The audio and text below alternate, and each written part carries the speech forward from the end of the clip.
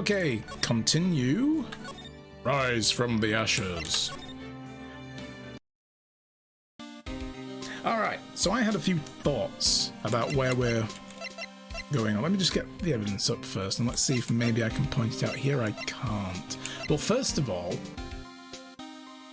Edgeworth's knife, the murder weapon, does that look a little too clean for someone who's been stabbed, like, multiple times, suppose? Well, it's only one time according to the autopsy report, that's the other thing I noticed, but that looks all too clean to have been stabbed into somebody. That's more like you've just cut yourself, or you've just wiped blood on it. Maybe that's not the murder weapon. Just saying. But yeah, our witness, what was her name? The cough-up queen? Oof. Stardew ruined your life in the best way. Oh yes. The cough-up queen said that she saw, I'm pretty sure she said, and we'll see in the trial when she does her testimony, but I'm pretty sure she said something about how she saw, what's her name? Lotta. Is it Lotta? No, it's not Lotta. What's her name? Lana? The defendant, stabbing the guy repeatedly, or over and over, I think was what she said. The drum beat of the stabbing.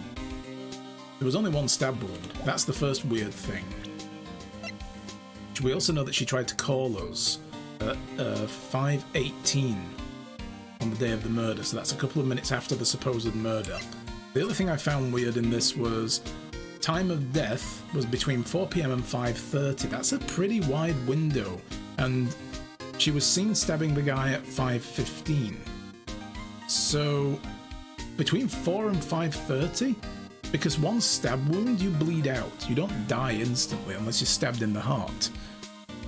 So yeah, we don't know exactly where he was stabbed, but that's a bit weird for me. The other thing that's kind of weird for me, if we go back to the parking lot, first this guy, weird as hell.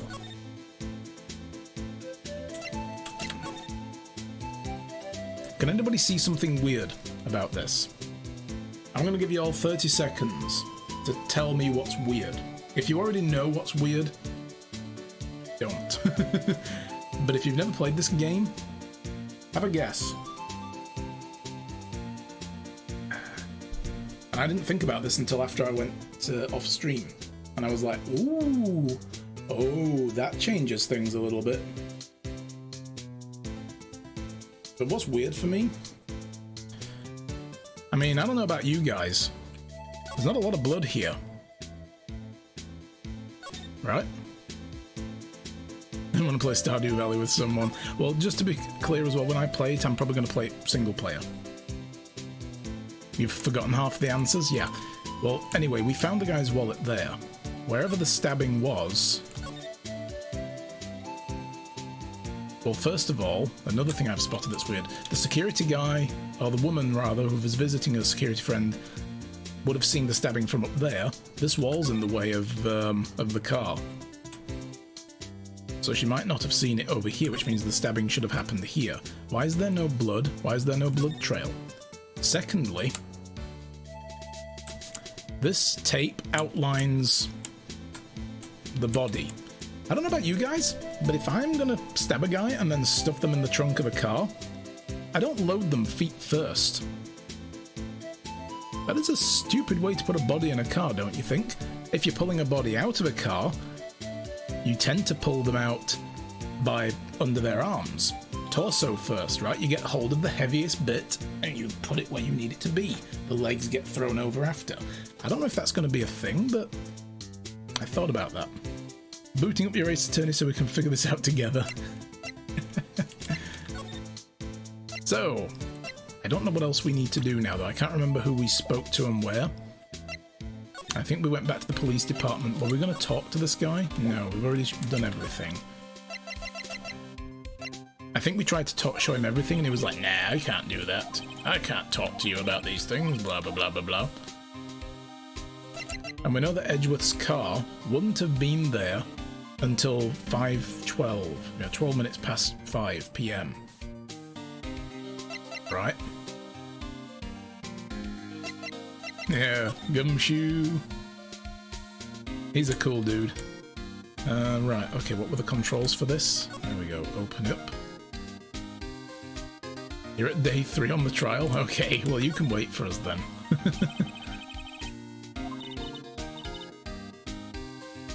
You look like I do during finals. Yeah, so we know that that rang hit our phone. Ace didn't figure it out. His phone rang when he pushed the redial button and they were like, we don't know who he was trying to ring. And this was an unknown number on my phone. It's a bit dumb sometimes. So let's just go back to the law officers then. Maybe she can give us some hints. Nope. Okay. Detention center. Can we speak to her again? No, she's not there. I'm just trying to remember where we were.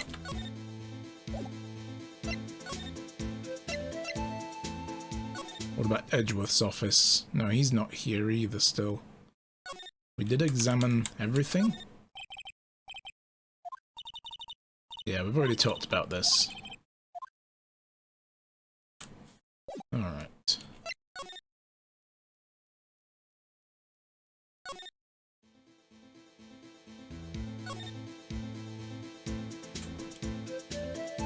Wasn't it Emma's phone that rang? No, I think it was Phoenix's.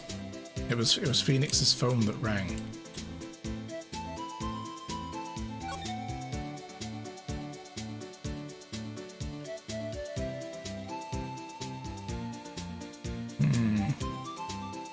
Yeah, I'm just trying to remember what we were supposed to do next. I knew what we were supposed to do next when I was playing, but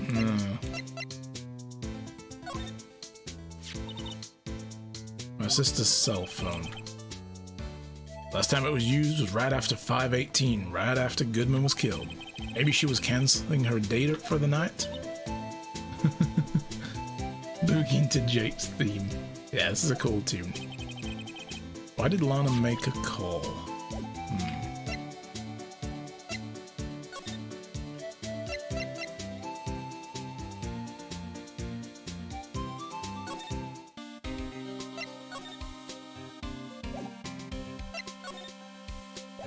It's gotta be something we can talk to someone about.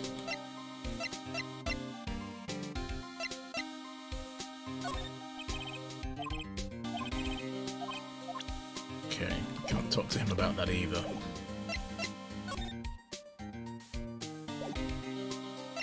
Is there something we're supposed to examine more? We've already checked that. Checked that.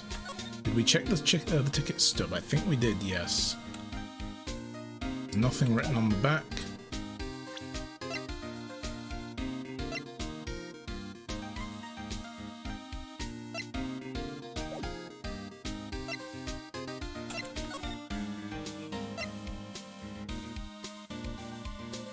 What did you miss during the last hour of yesterday's stream? That's what I'm trying to remember. We got to go to the underground parking lot again with a letter of introduction, and he let us examine the crime scene for evidence. We found the mobile phone, rang the redial on it, and Phoenix's... Oh, we haven't checked the trunk yet. Damn, okay. Right, I missed that. What is this? Looks like some sort of note. Look, something's written on it. It's got Goodman on it. 675 12/2. 12/2 looks like a date, right? The question is it the 12th of February or is it the 2nd of December? Show the badge, perhaps? I think we already showed him that. Oh, the badger, the blue badger. Yeah, we showed him the blue badger as well. And he was all like, yep, that's a thing.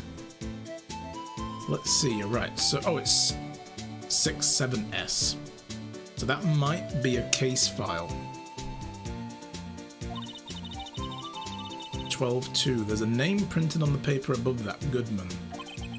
Maybe it fell out of his pocket when he was killed, so this is a note. Well, so, what does it mean, Mr. Wright? How am I supposed to know? Note to self, for deductive reasoning, go to Edgeworth, not Wright. That sounds wrong. I'm sure Edgeworth wouldn't know what this means either.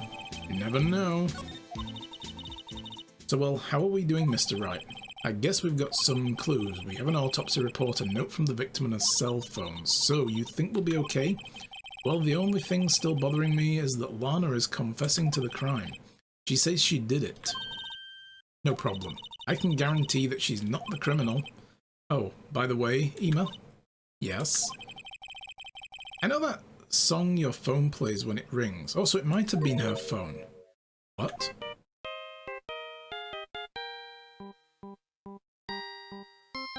If we flip it, we've got SL9 and 221. Ooh, that's true. Bleep. It could have been written the wrong way up. It's the Steel Samurai theme song, isn't it? That popular TV show for kids? Nerd! Everybody's all about the Pink Princess these days. Jeez, Ema. The phone that rang earlier wasn't mine. Ah, so it was her phone. So you were right there, Erikai. It was her phone. It was weird. I thought Phoenix said, no, I think my phone started to ring, but it was the wrong number. So at 5:18, just after the murder took place, your sister called you, didn't she, Ema? I'm sorry. So she knows? Can you tell me what you talked about? She hung up right away. Yes, but did you talk about anything before that? Yes, dun dun dun. Actually, I have that. I'm on the wrong sound deck though.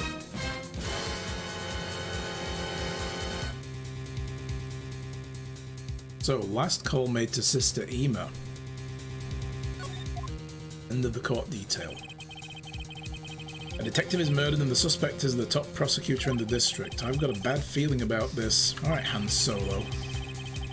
Like, maybe I still don't know everything that went on here.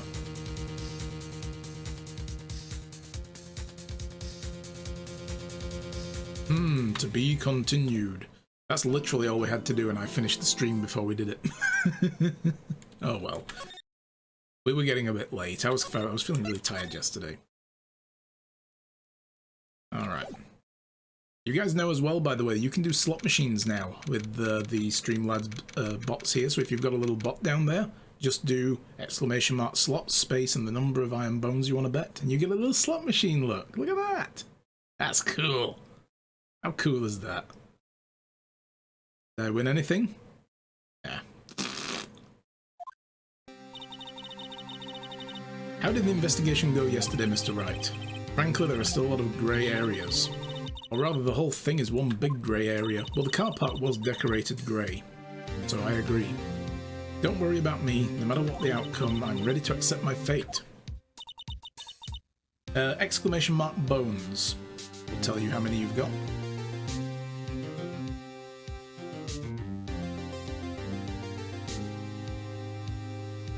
I believe in you, sis. Mr. Wright, let me offer you a word of advice. Yes? A defense attorney should never believe their client. The defendant is called to the trial because they're a suspect of wrongdoing. Never forget that. Ms. Skye, you remind me a lot of Mia.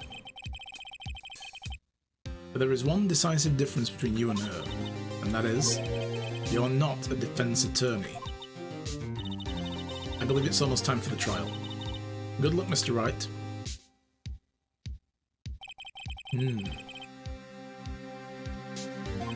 Okay, first trial without Mia or Maya for help, actually.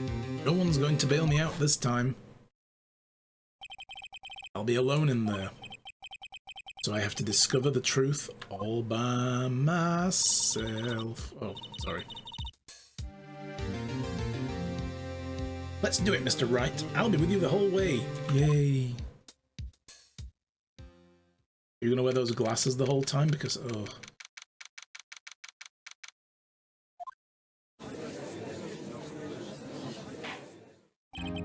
Court is now in session for the trial of Ms. Lana Skye. Cash money, yeah. Cash money bones. The defense is ready, Your Honor. The prosecution has been ready for a while, Your Honor. Alright, Edgeworth. An edgelord. It's been 2 months, but I haven't been in a courtroom trial since. I hope that personal feeling will not be a part of the proceedings today, Mr. Wright. I will choose the path I think is right, regardless of what those around me might say. The judgment to be made here is in our hands, not those of anyone else. Very well, Mr. Edgeworth, your opening statement, please. Chief Prosecutor Lana Skye has committed an unpardonable crime. Not only this, but she was rash enough to commit it in the prosecutor's office lot. Wow, he's much more forceful in person. I suddenly feel like confessing to everything. However, she will not pay for her rashness with her life. Well, she will now pay for her rashness with her life. There was a witness to her crime. A professional. As in, her job is to be a witness. Well then, call your first witness, Mr. Edgeworth. The prosecution calls its first witness, Ms. Angel Starr, to the stand. That's it, the cough-up queen. Yeah.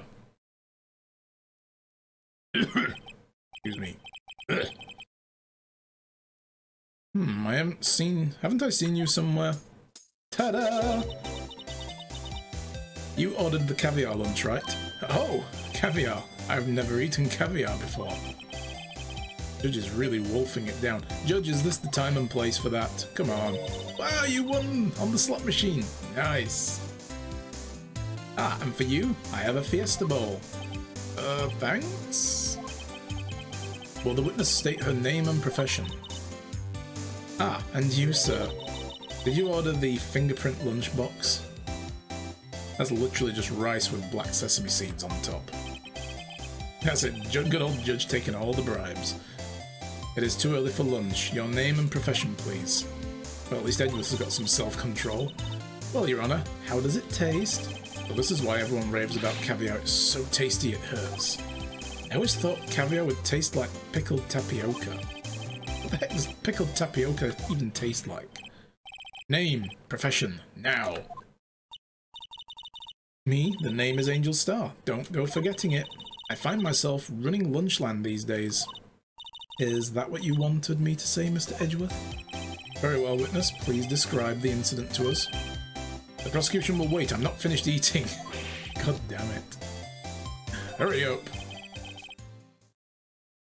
He can't eat and listen at the same time, apparently. Must eat through his ears.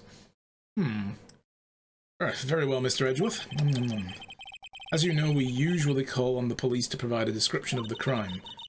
Your Honour, as Mr. Edgeworth has said to the court, I am a professional. What exactly does that mean?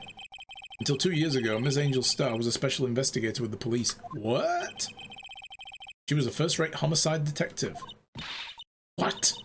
Nani? Ms. Starr was a detective? Detective Starr. It would appear that her star has fallen and now she's selling lunchboxes. That was bad. That was so bad. I know who you are. Cough up. Cough up Queen Angel Starr, Your Honour. Long time no see. Wait, so that was her police name? Whoa, you won 100 from the slots? Nice. Hey, if they're paying out, I should try again. Come on, big money gold. Bones, whatever. Very well, you may continue with the description, Ms. Starr. Just who is this lady? If I might have the court's attention over here. Ah, I didn't win. The parking lot at this prosecutor's office is divided into 2 blocks. Block A is for the prosecutor office personnel. See, the wall's in the way. Block B is for visitors and other clients. A chain divider separates the 2 blocks. I suppose that's to keep visitors from taking up prosecutor space, yes? The crime took place by a car in the back of A block, in the car's trunk. The killer stabbed the victim with this knife and went to drive the body out. Unfortunately for her, there was a witness and an arrest was made on the spot. And who was this valiant witness? Why, it was me, Your Honour. She might have seen actually from parking lot B. She may not have even been in A, but she does visit her boyfriend in the security office. So she might have been there. We need to pin that down. Where was she when she witnessed it? Shut up, I have yet to have supper. Can I have a boneless pizza? I didn't know there were bones in pizza. Damn, I've been eating bones with my pizza all these years. Ugh. Did you see the very moment of the crime? Of course, Your Honor. Immediately after that, I apprehended the chief prosecutor. Mm-hmm. It seems rather cut and dry, doesn't it? No, it doesn't. Very well, Mr. Wright. I can't agree on principle. I can't agree on principle, Your Honor. It seems that some poor losers are unwilling to accept the truth, Your Honor. Shall I proceed to crush what little hope they have remaining? If you can, then give them your worst, Ms. Starr. Whoa, whose side are you on, Judge? Wait, are they talking about me? Yes, they are. He uses boyfriend quite loosely. Oh, yes. He's got several boyfriends, apparently. I think, isn't the Marshall guy also one of her boyfriends? I love this music, by the way. Dun, dun, dun, dun, dun. Somehow I always knew a day like this would come. I was on my way to deliver a lunchbox to my boyfriend when I sensed something. Perhaps it was my finely honed detective intuition at work. Through the wire fence. Ah, so she was in Block B. I saw Chief Prosecutor standing next to a garish car. Chief Prosecutor was holding a knife in her right hand. Then she thrust the pointy tip of the knife into the Detective Goodman's chest. So she just said she hits him once. I thought she said earlier when we were talking to her that she stabbed him multiple times. What day are we on now? I think we're on the first day of the trial. So that would be day 2. It's day 1, if you count day 1 as the day we take the case and did our investigation. Bringing a lunchbox to your boyfriend? How touching. As you can see, there is no room for doubt. The key point to your testimony seems to be nothing other than the point of the knife which you saw being stabbed into Detective Goodman. Haha, I get the point of that joke. So, how does it feel to be so utterly crushed?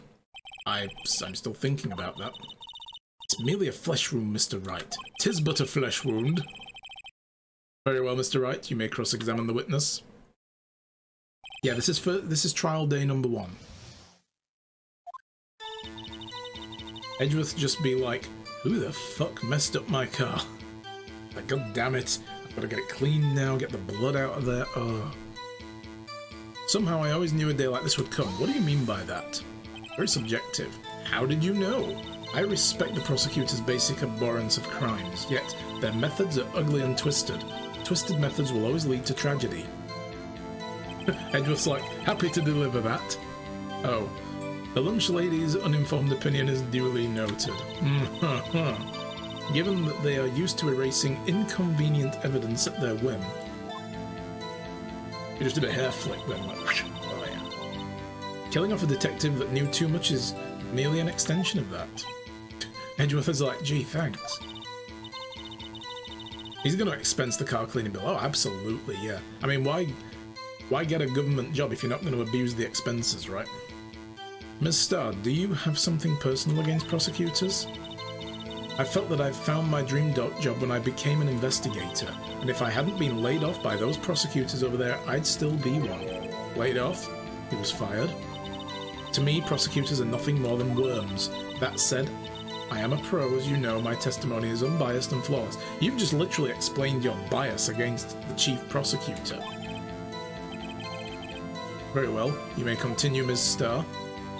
None of that sounded unbiased. I was on my way to deliver a lunchbox to my boyfriend. Which boyfriend is this? He's the detective? Not that boyfriend. The security guard. That boyfriend? You have several? Yes. This boyfriend, that boyfriend, and the other boyfriend. She probably doesn't even know their names. Care to join? Oh. I'm married. Sorry. The yet another boyfriend position is still open for applicants. I'll stick with the lunches, thanks. Note to self, the judge had to think before replying. He did. He was like, that was probably shock though. What? The security guard room is the lot in Block A. It's up on the second level. You can see everything from there. Really though, because that wall still makes it kind of inconvenient. That would be the room with security sign. Incidentally, did you bring your lunchbox by car? Since I'm a visitor now, I parked in B block. So she was in B block when she witnessed the crime. I sensed something. Perhaps it was my finely honed detective's instincts at work. Okay. You sensed something? You're saying you had a premonition of the murder? Her spidey senses were tingling. It felt like... how would you say... oh yes. It was like that feeling you get when you view a pumpkin chock full of seeds. What? The fuck is she on about? I have no idea what that means. Me neither. Speaking of a detective's intuition, wasn't the victim Mr. Bruce Goodman also a detective? Yes, well, he was like a young cheese. A young cheese. Pale white cheese, not yet tangy with experience on the streets. A greenhorn. Then I must be hard, yellow and sharp as a tack. I was thinking about like a good Stilton, you know, veined through with blue mould. Yeah, with the odour of an old cheese to match. Whoa! Hey there, Ema. Chill. He wasn't very good, huh? In any case, there, in the lot, I felt something stirring in the back of my mind. What, like a soup or something, since we're going with so many food analogies? Through the wire fence, I saw the chief prosecutor standing next to the garish car. Oh, wait, let's... question that. By garish car, you mean Mr. Edgeworth's car, yes. Mr. Edgeworth's? Incidentally, the knife with which the victim was stabbed was also Mr. Edgeworth's. How do you know that? Wasn't it? He's like, the fuck up. Indeed it was. What an odd case this is. Yeah. And the person you saw, you are sure it was the defendant. I saw her from no further than 30 feet. I am certain it was her. If she's telling the truth, we're doomed. Doomed! Let's just do what we can. Even if we don't have any proof, we can always nitpick. Oh, I will pick all the nits. Witness, in your testimony you clearly stated the following. Prosecutors are nothing more than worms. Ergo, you are a biased witness. You might want to keep those silly opinions to yourself in the future, rookie. Huh? Rookie? I have 4 whole cases under my belt now. Unless you're willing to risk the consequences of doubting me. Air flick. Oh. I'll fry you like a fritter. Crispy on the outside, chewy on the inside.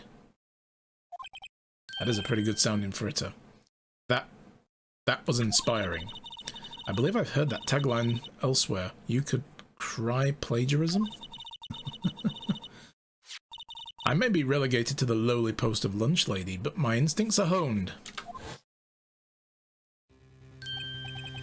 A photograph. You took this?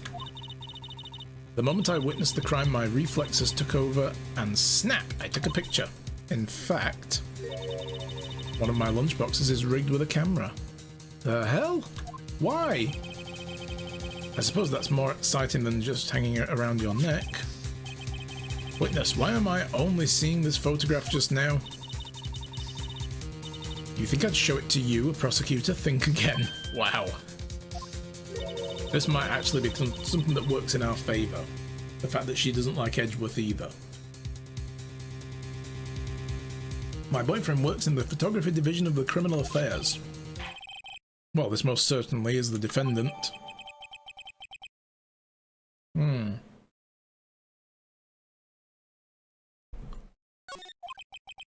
Uh-oh, that is unmistakably Lana Skye. Or her evil twin. What was the defendant doing at the time? The chief prosecutor was holding a knife in her right hand. Tell me more about this knife that the suspect was carrying. Well, I'd say the blade was about 4 inches long. Is that right, Mr. Edgeworth? It is your knife, after all. Yes, that's about right. Evil twin, Sana like. Lakai, that is so hard. Prosecutors are by nature very versed in the location of a man's vital organs. I'm sure it was easier than boiling an egg for my egg salad surprise set. That sounds nice, actually. Can I try that? You can testify as to her ability to kill an egg. I mean, a person. Perhaps a chicken salad set would have been a better metaphor. So the defendant was holding the knife. What then? Then she thrust the pointy end of the knife into Detective Goodman's chest. Right, before we go questioning this, is there anything else we can really